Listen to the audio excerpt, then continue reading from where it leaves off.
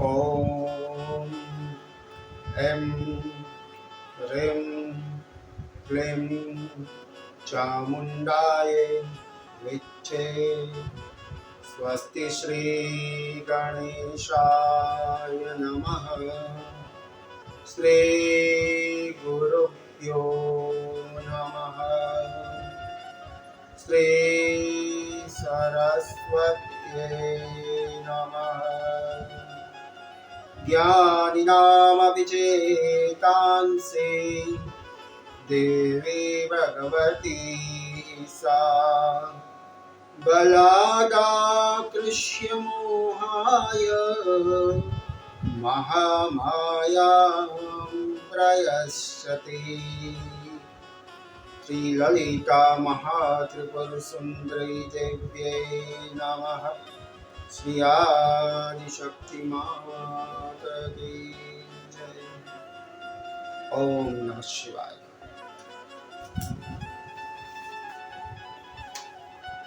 ललिता सहस्त्र नाम चर्चा हम 21वें श्लोक तक गए। उसके बाद 22वें श्लोक से आज का मंगल प्रारंभ करेंगे। इससे पहले हमें 21 श्लोक और 54 नामों की चर्चा की है। इसके बाद की मतलब 22वें श्लोक से आगे बढ़ते हैं। 22वां श्लोक आया। सुमेरु मध्य सुंगष्टा श्रीमन्नगर नायिका चिंतामणि गृहानस्था पंच ब्रह्मांड स्थिता। इस श्लोक में भगवती के 4 नाम आए। सुमेरु मध्य श्रृंगष्टा श्रीमन्नगर नायिका चिंतामणि गृहस्थी और पंच ब्रह्मा संस्थिता। 55वां नाम आया सुमेरु मध्य श्रृंगष्टा। भगवती सुमेरु मेरु पर्वत के मध्य शिखर में विराजमान, इसलिए और जो पृथ्वी पर कैलाश में सुमेरु की एक विभूति बताई। श्री चक्रम के भीतर में जो मध्य स्थान है उसे सुमेरु कहा जाता है। वही भगवती का निवास स्थान है। इसलिए भगवती को जो त्रिभुज से घिरा हुआ है वहां से भगवती ज्ञान, क्रिया और सृष्टि ये तीनों का प्रतिनिधित्व करती है, वहीं से करती है। इसलिए भगवती को सुमेरु मध्य श्रृंगष्ठा ऐसा कहा गया। बाद में नाम आया श्रीमन्नगर नायिका। भगवती श्रीमन्नगर की अधिष्ठात्री देवी है, वहां उसका निवास है। रुद्रयामल में लिखा है कि श्रीमन्नगर जो है और क्षीर सागर के बीच में एक द्वीप है जिसे जो मणियों से बना हुआ है, इसलिए उसे मणिद्वीप भी कहा जाता है। वहीं से भगवती तीनों कृतियां अपनी सृष्टि, स्थिति और लय करती है, इसलिए भगवती को श्रीमन्नगर नायिका कहा जाता है। बाद में नाम आया चिंतामणि गृहस्थाय नमः। जिस महल में वो रहती है उसकी दीवारें चिंतामणि से बनी हुई, इसलिए उसमें 5 द्वार है। वही सभी मंत्रों का मूल मंत्र है, इसलिए भगवती को चिंतामणि गृहानस्था स्थिताय नमः कहते हैं।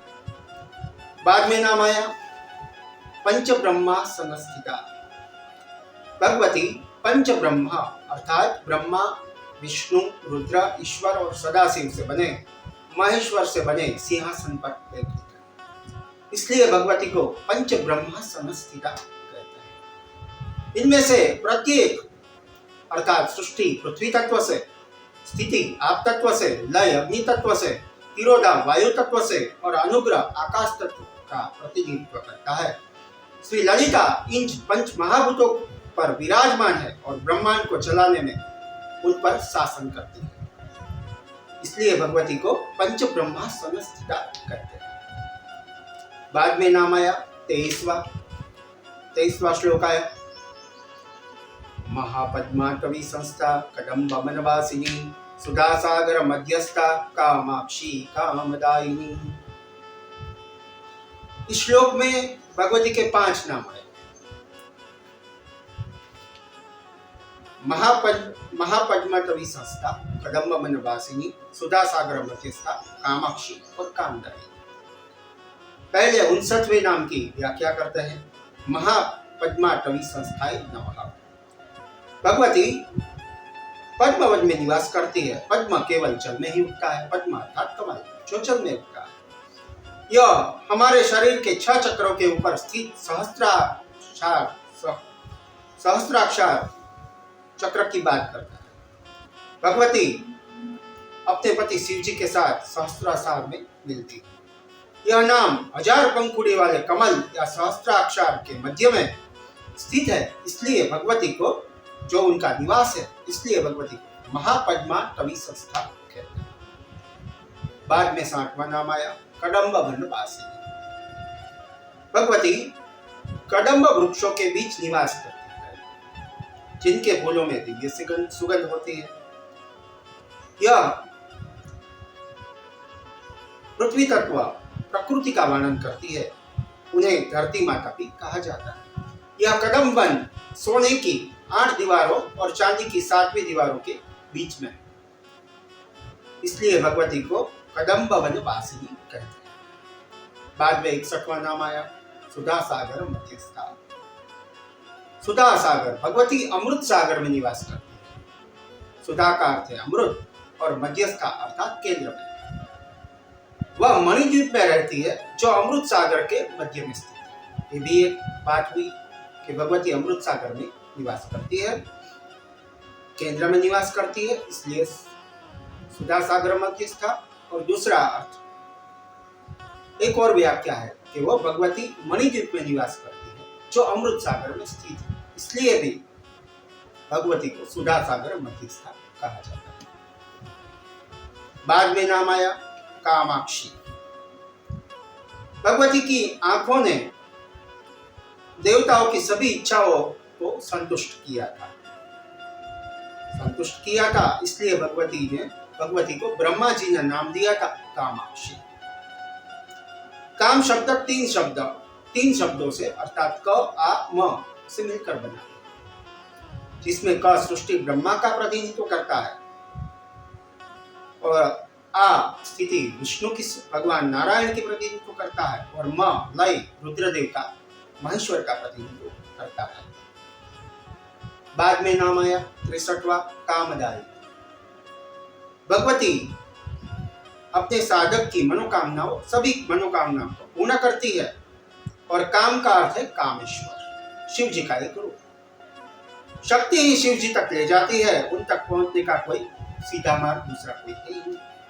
वह अपने भक्तों को शिव जी तक ले जाती है जो परम प्रकाश रूप और निर्गुण ब्रह्म है। भगवती शिव जी के चारों और आवरण माया के समान। जब तक ये आवरण नहीं हटता तब तक शिव जी का अनुभव नहीं होता। आवरण केवल उनकी इच्छा से ही हट सकता है, इसलिए भगवती को कामदायिनी कहा जाता है। भगवती साधक की हर मनोकामना को पूर्ण करती है, इसलिए नाम हुआ कामदायिनी। बाद में 24वां नाम आया देवर्षि गण संध्यात स्तूयमानस्त वैभवा भंडासुर वधो युक्ता शक्ति सेना समन्विता। इस श्लोक में 2 नाम आए।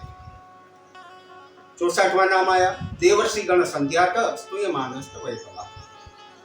भगवती आत्मस्वरूप का प्रतिनिधित्व करती है और उसकी स्तुति देव और ऋषि द्वारा गाई जाती है। देव से हमारा तात्पर्य इंद्रियों में रहने वाली शक्तियों से है और ऋषि वे है जिनके पास इंद्रिय से परे की शक्ति, मतलब वो इंद्रियों से परे है। देव और ऋषि दोनों मिलकर उनकी स्तुति करते हैं, इसलिए नाम हुआ देवर्षि गण संध्यात स्तूयमानस्त वैभवा। देवर्षि गण संध्यात। बाद में नाम आया 65वां भंडासुर वधो युक्त शक्ति सेना समन्विता। भगवती भंडासुर से युद्ध करने के लिए अपनी सेना के साथ तैयार थी। उनकी सेना में श्री चक्र में मानी विभिन्न देवियां शामिल। शक्ति सेना का अर्थ है जो सृष्टि, स्थिति और लय भी तीनों कर सकते हैं। उनके विभिन्न कर्मों में श्री चक्र में विभिन्न देवियों का प्रतीकात्मक रूप में दर्शाया गया। वह भंडासुर से युद्ध करने के लिए सेना के साथ तैयार थी, इसलिए नाम हुआ भंडासुर वधोयुक्ता, शक्ति सेना समन्विता। बाद में 25वां श्लोक आया। संवत्सरी समारूढ़ सिंदूर व्रज सेविता अश्वारूढ़ा तिष्ठास्व कोटि कोटि वीरावृता। इस श्लोक में 2 नाम आए। 66वां नाम आया समनकारी समारूढ़ सिंदूर व्रज सेविता। भगवती के हाथ में अंकुश है, जो हाथी सेना का प्रतिबंधन करता है। समनसारी वह है जो ऐश्वर्य देता है। यहाँ तक कि ऐश्वर्य की प्रतीक लक्ष्मी जी को भी उनके चारों ओर गज के साथ दिखाया गया। मतलब महालक्ष्मी जी अपने चारों गजों के साथ उनके आजू बाजू में स्थित है, इसलिए भगवती का नाम हुआ समनकारी समारूढ़ सिंदूर व्रज सेविता। बाद में नाम आया 67वां अश्वारूढ़ा तिष्ठाश्व कोटि कोटि वीरा। भगवती अपनी सेना में करोड़ों अश्व है। भगवती की सेना में अश्वारूढ़ करोड़ों है। उनके पास जो माध्यम से अश्व को नियंत्रित करते हैं। शास्त्र कहते हैं कि अश्वारूढ़ा देवी का ध्यान करने से बहुत जल्दी सिद्धि मिलती। इसलिए विभिन्न रूपों और नामों में प्रकट श्री ललिता इंद्रिय छापों का कारण है और वह अकेले ही इन छापों को हटा सकती है। अश्वारूढ़ा मंत्र में 13 बीज होते हैं, इसलिए वो अत्यंत शक्तिशाली बन जाता है। इसे मंत्र संपूर्ण कहते हैं,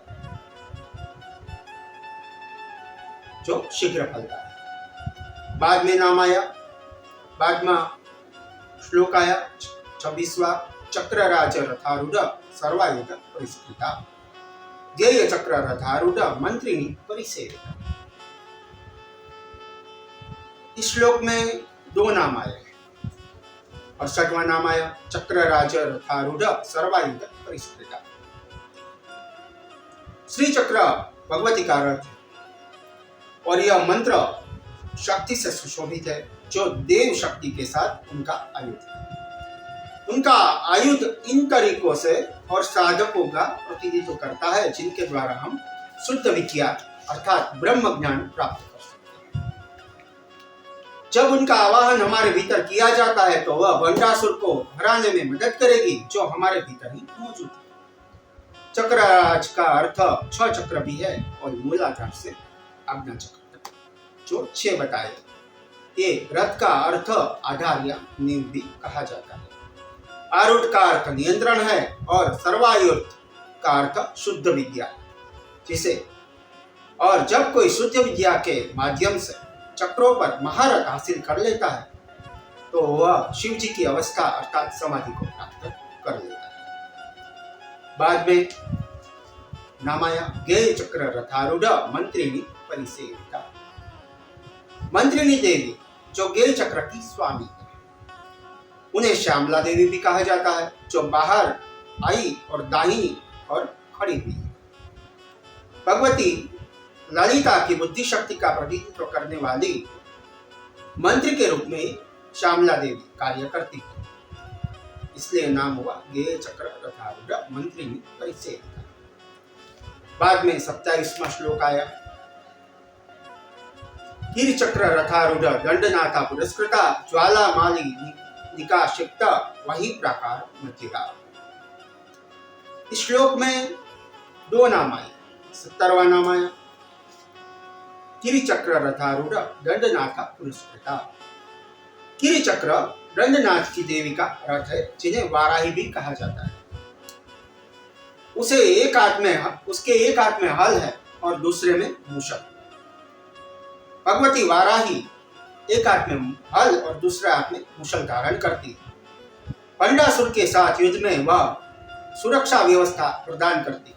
वाराही में बुरी शक्तियों का दूर भगाने की क्षमता है, इसलिए उन्हें दंडनाथिनी भी कहा जाता है, क्योंकि वह हमेशा अपने हाथ में एक दंड रखते हैं। बाद में 71वां नाम आया ज्वालामाली। ज्वालामालिनी का क्षिप्ता वही प्राकार मध्यिका। भगवती वाराही ने अग्नि की सुरक्षा प्रणाली का किला बनाया, इसलिए उसे मालिनी भी कहा जाता है। प्राकार का अर्थ है श्री चक्र में 4 शिव त्रिकोण और मध्य का अर्थ है मध्य में निवास करना।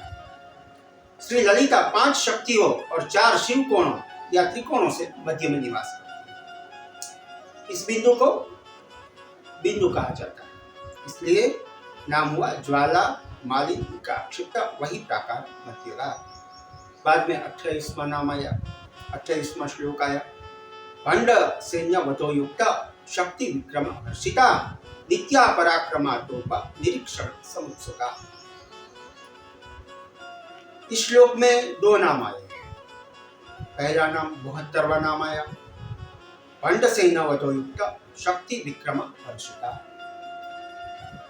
इस श्लोक में कहा गया कि भगवती उनकी शक्ति सेना भंडासुर की सेना से युद्ध के लिए उत्साहित और पूरी तरह से तल्लीन, और उनकी तल्लीनता को देखकर ललिता भगवती अत्यंत प्रसन्न है। भंड का अर्थ द्वैत से है और ग्रस्त अज्ञानी आत्मा भी है। सैन्य ये द्वैत स्वयं को ब्रह्म से भिन्न मानना संदर्भित करता है, और वध का भी अर्थ विनाश।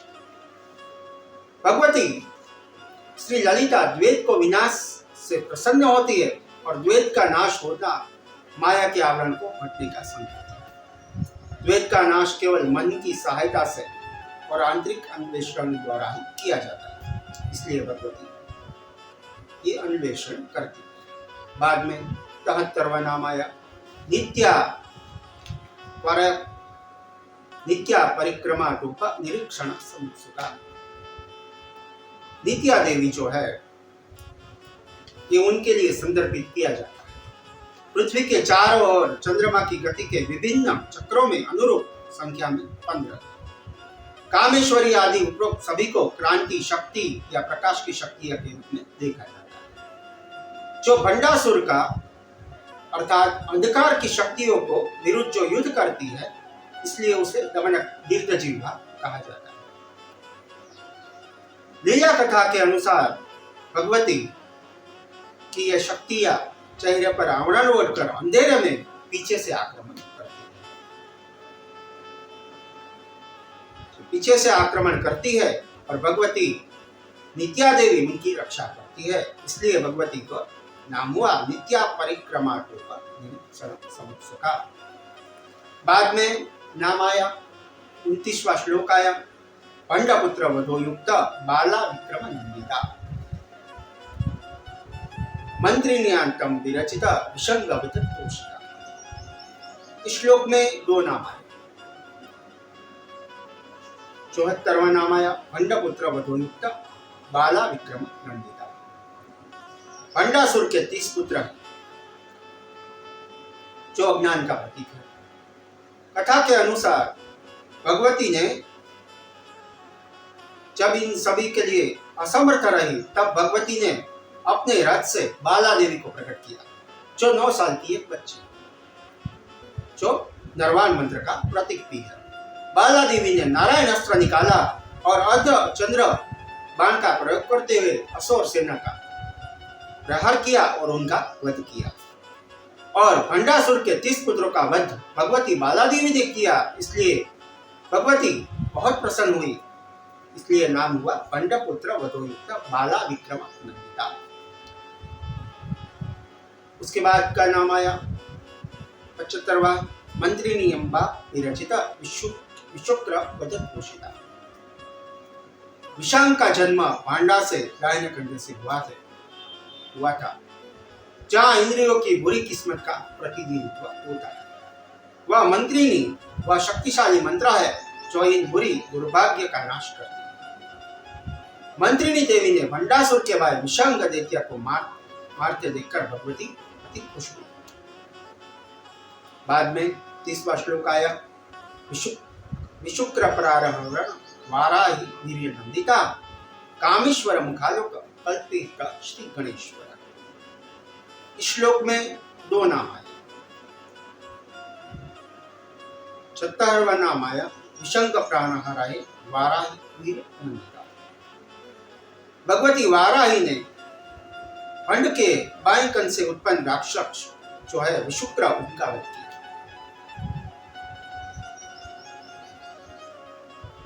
वह जो वाराही देवी विशुक्र का सेना होकर लड़ते हुए उन्हें हरा देती है, इसलिए भगवती श्री माता फिर से आनंद में भर जाती है। उसके बाद वह नाम आया कामेश्वर मुखालोक कल्पित श्री गणेश्वरा। श्री गणेश जी का जन्म की कथा बताई यहाँ पे कि श्री गणेश जी का जन्म कामेश्वर अर्थात शिव जी में श्री ललिता की मात्र दृष्टि से हुआ था। श्री गणेश जी शिव जी के पहले पुत्र है। कथा के अनुसार जब ललिता ने भगवती ने श्री गणेश को जन्म देने का निश्चय किया तो भगवती ने शिव जी को देखकर मुस्कुराया। शिव जी ने भी उनकी ओर देखकर मुस्कुराया। उनकी मुस्कान से गणेश जी का जन्म हुआ। श्री माता की मुस्कान आनंद का प्रतीक है और श्री गणेश आनंद का प्रतीक। इसलिए श्री गणेश के जन्म में शिव जी और श्री माता दोनों का योगदान। बाद में नाम आया, बाद का श्लोक आया 31वां महागणेश निर्विघ्न विघ्न यंत्र प्रहर्षिता भंडासुरेंद्र निर्मुक्त शस्त्र प्रत्यक्ष वर्षी। इस श्लोक में 2 नाम आए।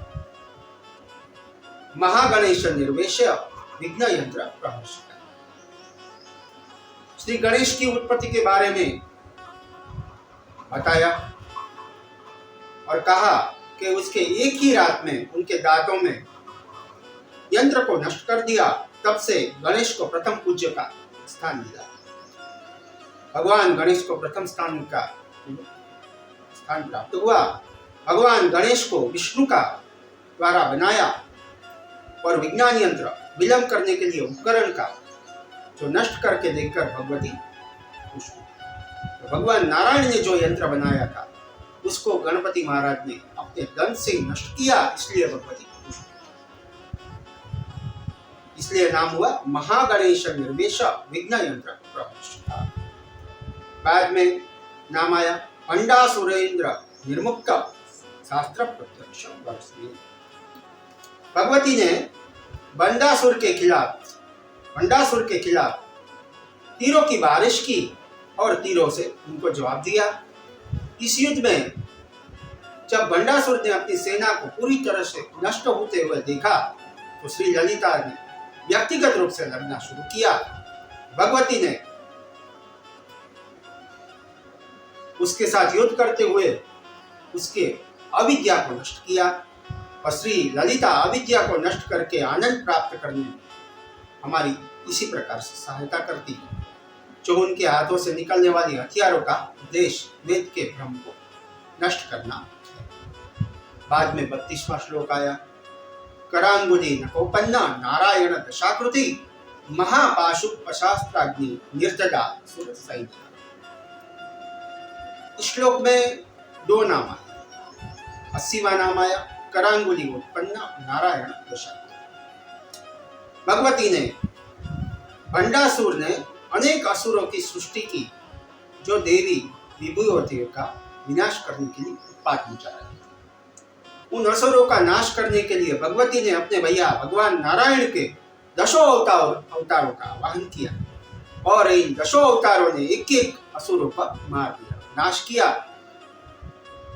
करमाला से भगवान नारायण का आवाहन किया, इसलिए नाम हुआ करांगुली उत्पन्न नारायण दशा। 10 अवतारों का आवाहन किया अपनी कर उंगलियों से, इसलिए नाम हुआ करांगुली उत्पन्न नारायण दशा। बाद में नाम आया महापाशुपशास्त्राग्नि निर्ददा सुर सैनिका। भगवती ने भंडासुर की सेना को नष्ट करने के लिए कई अस्त्र शस्त्र का उपयोग किया है। अंत में भगवती ने पशुपशास्त्र अस्त्र जो शिवजी का है उनका प्रयोग किया और भंडासुर की सेना को नष्ट किया। इसलिए नाम हुआ महापाशुपसात्रादि निर्दडासुर संहिता। 33वां श्लोक आया, कामेश्वरास्त्र निर्दंड्य समंडासुर संहिता ब्रह्मोपेन्द्र महेंद्रादि देव संस्कृतम वै। इस श्लोक में भगवती के दो नाम आए, बाद में नाम आया कामेश्वरास्त्र निर्दग्ध सबंडासुर संहिता। भगवती ने पूरी सेना को नष्ट हो जाने के बाद एक और शत्रु को नष्ट करना बाकी था, भंडासुर का वही स्थान जिसे शून्य का भी कहा जाता है। मूलतः ज्ञान का कोई वास्तविक अस्तित्व नहीं होता है, अविद्या का कोई वास्तविक अस्तित्व नहीं होता है, इसलिए वह कामेश्वरास्त्र का उपयोग करती है और शून्य को नष्ट करती है। और इस नाम के साथ ही भंडासुर के साथ युद्ध का अंत भंडासुर के वध के साथ होता है, साथ उसके राज्य के विनाश के साथ समाप्त होता है। महाषोडशी मंत्र को यहाँ कामेश्वर अस्त्र कहा गया। यह ब्रह्म विद्या है और जब कोई इसे प्राप्त कर लेता है तो बाकी सब नष्ट अपने आप हो जाता है, इसलिए नाम हुआ कामेश्वर अस्त्र निर्दव्य सबंडासुर संहिता। उसके बाद का नाम आया ब्रह्मोपेन्द्र महेंद्रादि देव संस्कृत वै। भंडासुर और उनकी सेना के विनाश के साथ सभी देवता आनंद से मग्न हुए। भगवान ब्रह्मा, विष्णु, भगवान नारायण, भगवान इंद्र आदि ने भगवती ललिता की स्तुति की। इस श्लोक के साथ सहस्त्र नाम का लीला भाग समाप्त हो जाता है। उसके बाद 34वां नाम आया हर नेत्रादि संलग्न काम संजीवनौषधि श्री वृंदावन का स्वरूप पंकजा। इस श्लोक में भगवती के दो नाम आए, हर नेत्रादि संलग्न काम संजीवनौषधि।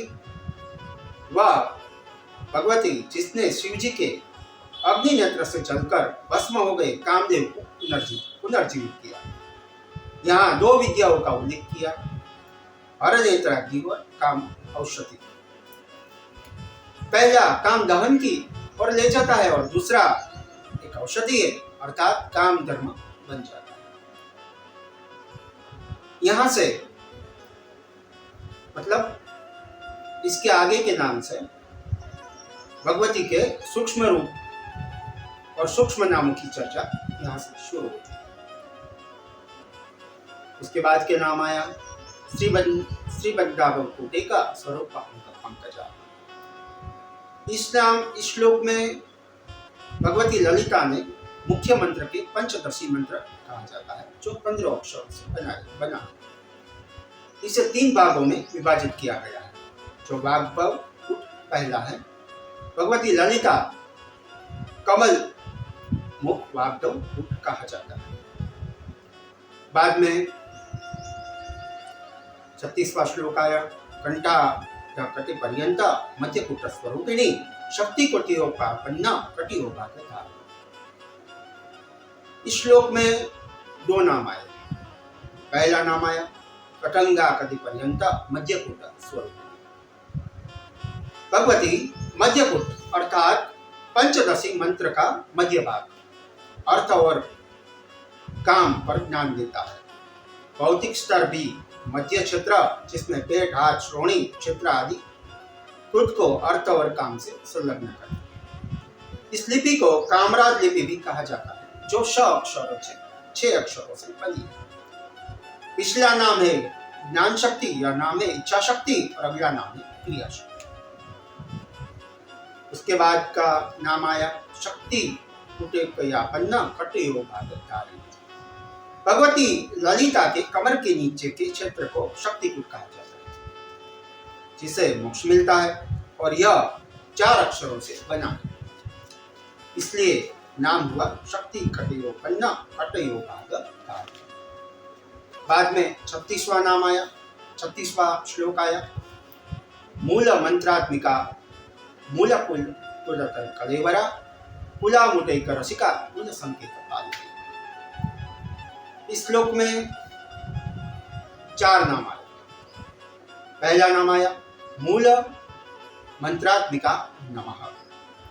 मूल मंत्रात्मिका अर्थात मूल का अर्थ है जड़वत और मूल मंत्र का अर्थ मंत्र का मूल। इसलिए भगवती पंचदशी है कि मंत्र पंचदशी है और पंचदशी सभी का मूल है अर्थात कारण।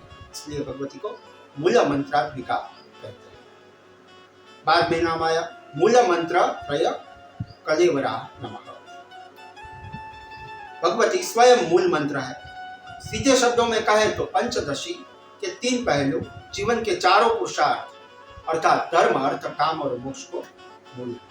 भगवती ललिता का मूल मंत्र जन्म और मृत्यु के चक्र को नष्ट कर देता, हमारी रक्षा करता, इसलिए नाम हुआ मूल मंत्र त्रय कलेवराय नमः। बाद में नाम आया कुलामृतिक रसिकाय नमः। भगवती जो देखने वाली की दृष्टि और देखी जाने वाली वस्तु की एकात्मका की परमानंदमय अवस्था तक का आनंद लेती है या फिर आनंद लेती है, इसलिए कुलामृतिक रसिका।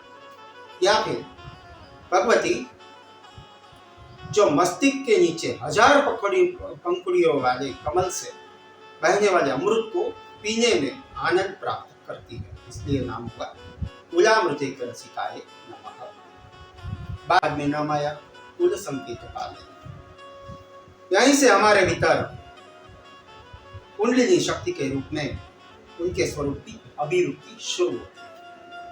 मूलाधार से लेकर आज्ञा चक्र तक सभी चक्रों में सामूहिक रूप से जो है उसे कुल कहा जाता है। कुल की साधना करने वाले को कुल साधक कहा जाता है और वह ऐसी साधना को अमृत के रूप में स्वीकार करती है। प्रत्येक चक्र में भगवती अपने कार्य की देखभाल करती है या फिर कुल का अर्थ या जाति या परिवार से भी कहा जाता है।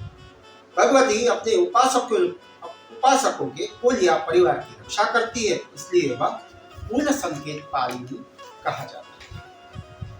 बाद में नाम श्लोक आया 37वां कुलांगना कुलानस्था कौलिनी कुलयोगिनी अकुला समयानस्था समयाचार तत्परा। इस नाम में इस श्लोक में भगवती के 7 नाम आए। पहला नाम आया कुलांगनाय नमः जो 92वां नाम।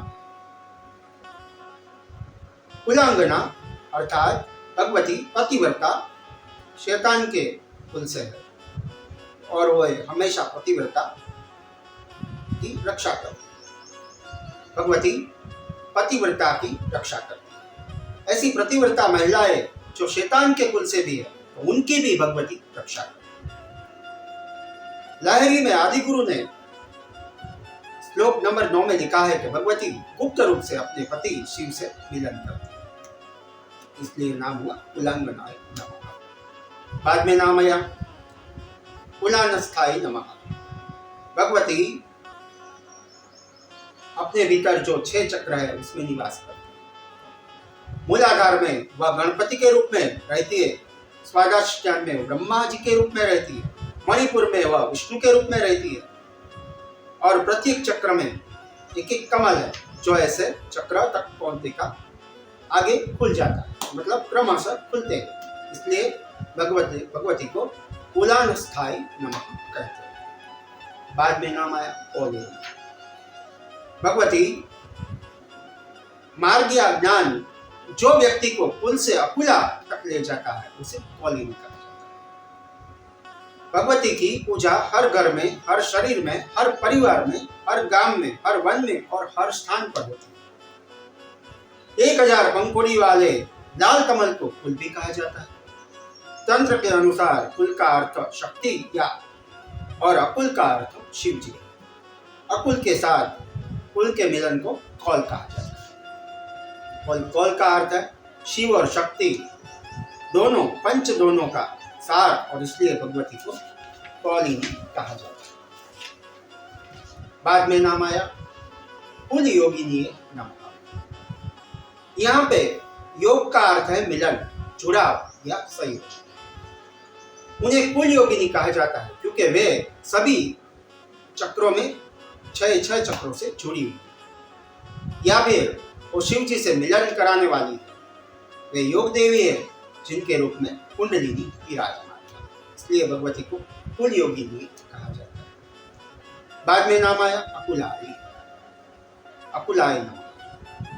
भगवती के पास वंशावली नहीं है, इसलिए वह अकुला।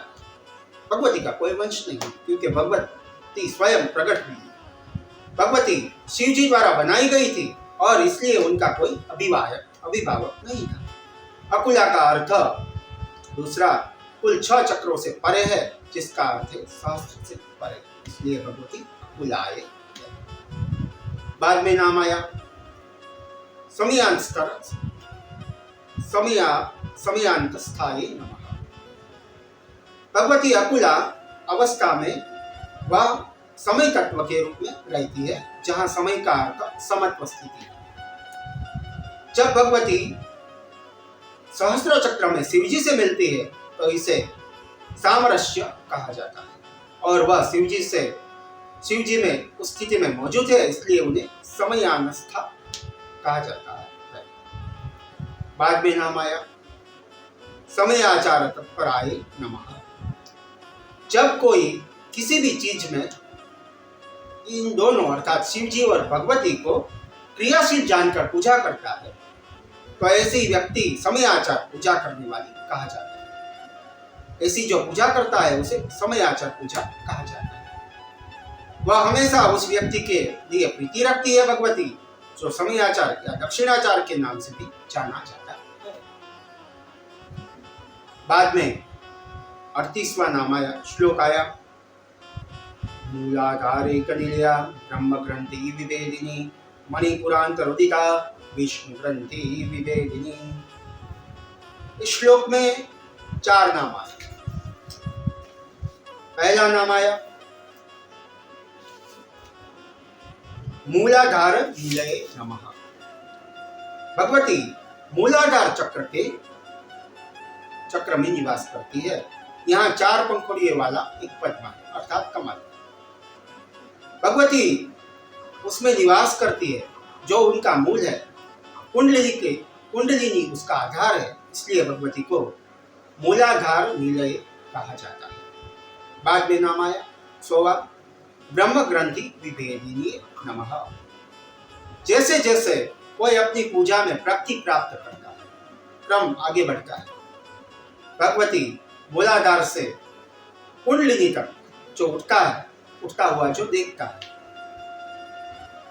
जो देखती है या देखता है, जो पहली गांठ टूटती है तो उसे ब्रह्म ग्रंथि कहा जाता है, इसलिए नाम हुआ ब्रह्म ग्रंथि विभेदिनी नमः। सीधा अर्थ है ब्रह्म ग्रंथि विभेदिनी, अर्थात जब कोई साधक मूलाधार से लेकर आज्ञा चक्र तक जाता है तो ये क्रमशः एक के बाद एक चक्र जिनकी चर्चा हमने की है, ऐसे जब ब्रह्म ग्रंथि का भगवती जब विभेदन करती है, कोई साधक उसका भेदन करता है, उसे देखता है तो उसे ब्रह्म ग्रंथि विभेदिनी कहा जाता है। बाद में नाम आया 101वां मणिपुरांतरोदिताय नमः। जैसे ही किसी की उपासना बढ़ती है, मतलब आगे बढ़ती है, ब्रह्म ग्रंथि से लेकर कुंडलिनी मणिपुर और अनाहत चक्र को पार कर जाती है और विष्णु ग्रंथि का वेदन करती है, इसलिए उसे मणिपुरांतरोदिता कहा जाता है। बाद में नाम आया 102वां विष्णु ग्रंथि विभेदिनी।